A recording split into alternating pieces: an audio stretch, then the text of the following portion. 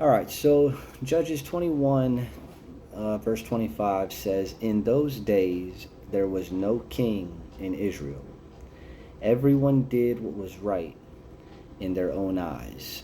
There was no king, there was no powerful leader. God wanted to be their king, but they weren't following God either.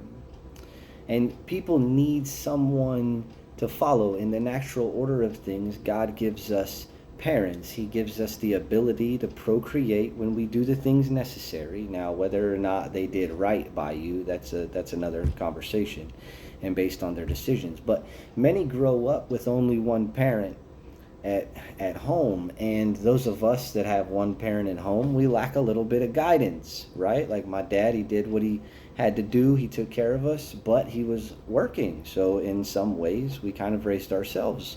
In some ways, I mean, he was there and he was good, but there were some things missing. But since there was no king in Israel, they had no leader, and everyone did what was right in their own eyes. And the problem with doing what we see right in our own eyes is we are naturally selfish. How many times have you been taken advantage of for because someone else wanted something from you? Or how many times have you taken advantage of someone else for to satisfy a personal desire? I'm going to pick a big one today, but how many of you have used someone else for sex? Why? Because you wanted. It doesn't matter if it was right. You wanted. It doesn't matter if it was a good thing. You wanted. We are selfish, and there's so many more examples. Put them in the comments if you want to. When was the last time that you had to teach a baby to say mine? No, that comes out of the box naturally. We don't have to teach that. We are naturally selfish. Something inside of us, it's innate. We're born with it.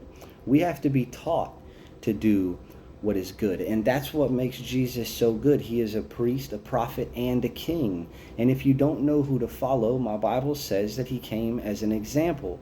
And if we read it, you will find a story. If you read the red letters, you will find a story of service and sacrifice and peace and love and grace. And you will find so much more in there. Paul tells us to not just look out for our own interests, but also the interests of others. And that's exactly what Jesus did.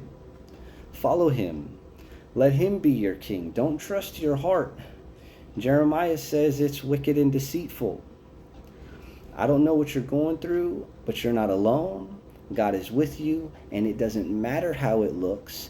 God is still good. Let him be your king.